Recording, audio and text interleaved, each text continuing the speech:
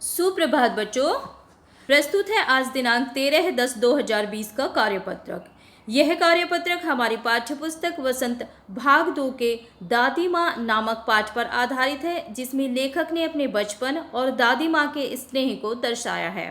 तो आइए पढ़ते हैं आज का कार्यपत्रक। किशन के विवाह के दिनों की बात है। विवाह के 4-5 रोज पहले से ही औरतें रात भर गीत गाती हैं और विवाह की रात को अभिनय भी होता है। यह प्राय एक ही कथा का हुआ करता है, जिसमें विवाह से लेकर पुत्रोत्पत्ति तक के सभी दृश्य दिखाए जाते हैं। सभी पार्ट औरतें ही करती हैं। मैं बीमार होने के कारण बारात में न जा सका। मेरा ममेरा भाई राघव दालान में सो रहा है। वह भी बारात जाने के बाद पहुंचा था। औरतों ने उस पर आपत्ति की। दादी माँ बिगड़ी, लड़के से क्या पर्दा, लड़के को ब्रह्मा का मन एक ही होता है। ब्रह्मा जो है ब्रह्मा विष्णु महेश जो है देवी देवताओं के नाम हैं, जो तो उसमें से ब्रह्मा जी का नाम यहाँ पर लिया गया है। तो आइए बच्चों, आज जो इस गद्यांश पर आधारित प्रश्न है उनके प्रश्नों को देने का प्रयास करते हैं।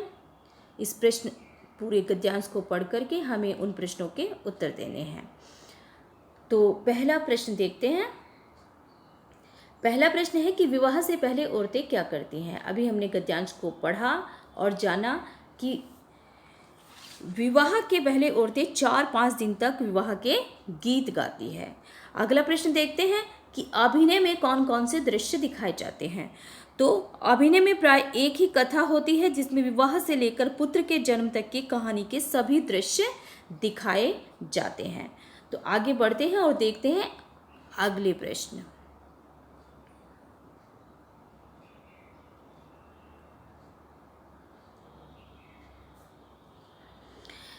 अगला प्रश्न है कि अभिनय के पार्ट कौन निभाता है। तो अभिनय के सभी दृश्य महिलाएं ही निभाती है। प्रश्न नंबर 4, लेखक बारात में क्यों नहीं जा पाया। तो लेखक उन दिनों बीमार था, इसलिए बारात में नहीं जा सका।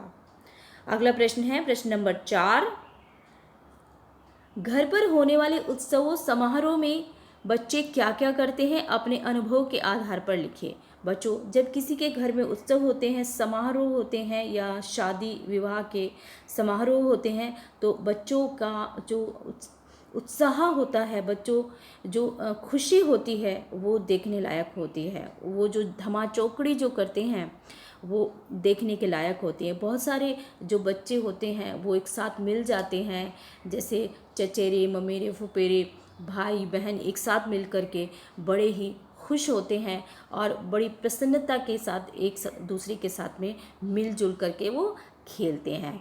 तो आप भी ऐसे अवसरों पर क्या क्या करते हैं, वो आपको अपने अनुभव जो है यहाँ पर लिखने हैं कि आप ऐसे अवसरों पर क्या क्या करते हैं। आइए आगे बढ़ते हैं और पढ़ते हैं कोविड-19 के संदर्भ में एक संदेश। बच्चों, नियमित रूप से आप अपने हाथों को साबुन और पानी से धोएं। संदेश को एक बार फिर सुने। आजकल कोविड-19 जो फैला हुआ है, उससे बचाव का सबसे सरल और सही तरीका यही है कि आप साफ सफाई रखें और नियमित रूप से अपने हाथों को साबुन और पानी से धोएं। इस संदेश को स्वयं भी याद रखें, इसका अनुसरण करें और अपने आस पास में अपने परिवार के लोगों को भी यह सब बताएं। तो आज के कार्यपत्रक में इतना ही। आशा है कि आपको आज का कार्यपत्रक समझ आ गया होगा और आप इसको भलीपूर्वक कर सकते हैं। तो मैं मिलती हूँ आपको अगले कार्यपत्रक में। तब तक के लिए आप पढ़ते रहिए और स्वस्थ रहिए।